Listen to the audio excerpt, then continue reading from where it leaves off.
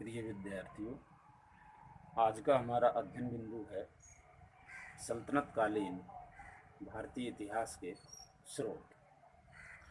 सल्तनत कालीन भारतीय इतिहास के स्रोतों को अध्ययन की सुविधा के लिए दो भागों में विभक्त किया जा सकता है: साहित्यिक स्रोत एवं पुरातात्विक स्रोत।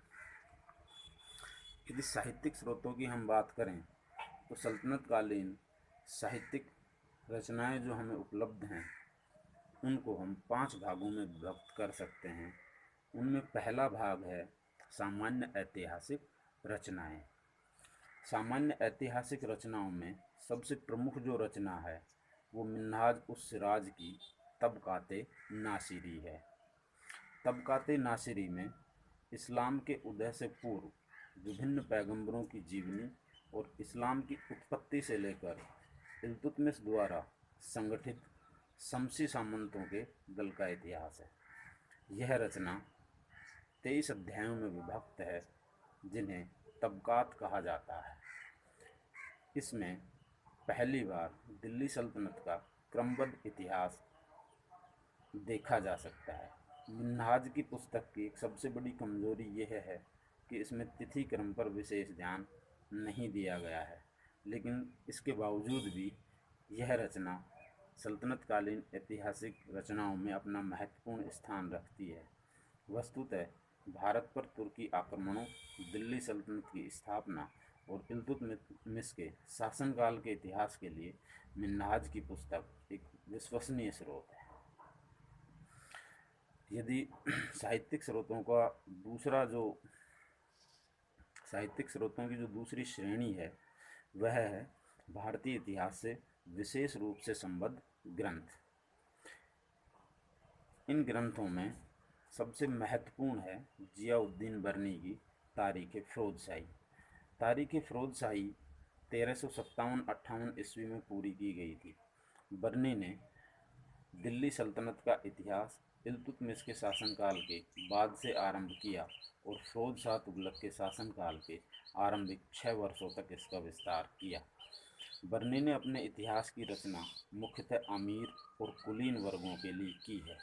बर्नी की रचना को आमतौर पर विश्वसनीय माना जाता है क्योंकि इसमें उल्लिखित घटनाओं के वे प्रत्यक्षदर्शी थे, लेकिन उनकी रचना में पूर्वाग्रह बहुत अधिक प्रबल हैं। न सिर्फ उनकी राजनीतिक दृष्टि बल्कि उनके व्यक्तिगत राजद्वेष भी इन पूर्वाग्रहों से नियंत्रित हैं। एक तरफ जहां वे बलबन की नीतियों और अलाउद्दीन खिलजी के आर्थिक सुधारों की प्रशंसा करते हैं, वहीं उन्होंने मोहम्मद तुगलक की कटु आलोचना की है और सुल्तान का अत्यंत ही विकृत चित्र प्रस्तुत किया है। बर्नी की तारीख़ फ़िरोज़शाही सल्तनत काल की अत्यंत महत्वपूर्ण रचना है जो खिलजी और तुगलक कालों के राजनीतिक और सांस्कृतिक क्रियाकलापों की जानकारी देती है।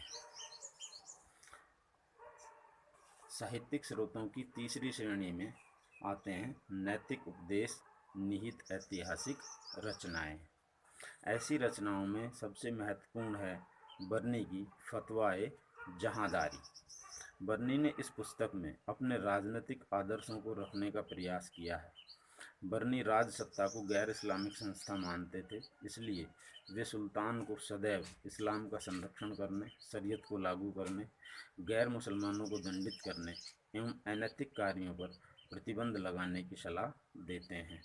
इस श्रेणी का दूसरा महत्वपूर्ण ग्रंथ है शमसेर राज अफीफ की तारीख़ फ़िरोज़शाही। अफीफ ने फ़िरोज़ शाह तुगलक के राज्यकाल की स्थिति का वर्णन 90 अध्यायों में किया है। अफीफ फ़िरोज़ शाह के शासनकाल को शांति एवं संपन्नता के युग के रूप में दर्शाते हैं। वे फ़िरोज़ शाह के शासन के सिर्फ सकारात्मक पक्षों को ही उजागर करते हैं। अगली श्रेणी में आती हैं प्रशस्तियाँ। प्रशस्तियों में देखें तो बदरुद्दीन द्वारा रचित शाहनामा एक महत्वपूर्ण प्रशस्ति माना जाता है। इसमें मोहम्मद बिन तुगलक के कार्यकलापों का वर्णन है।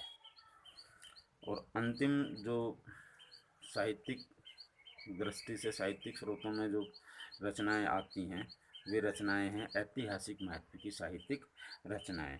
ऐसी रचनाओं में सबसे महत्वपूर्ण हैं अमीर खुसरो की रचनाएं। अमीर खुसरो एक इतिहासकार से अधिक साहित्यकार के रूप में विख्यात थे, परंतु वे राजदरबार में लंबे समय तक रहे, इसलिए उनकी रचनाओं में ऐतिहासिकता की झलक भी मिलती है।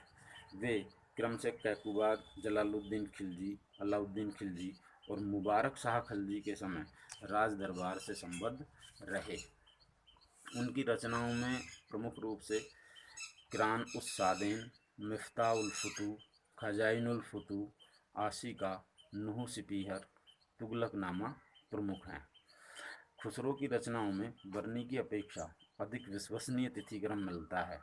इसके साथ ही तत्कालीन सामाजिक और सांस्कृतिक जीवन का जितना अच्छा चित्रण अमीर खुसरो की रचनाओं में हुआ है, उतना अन्य रचनाओं में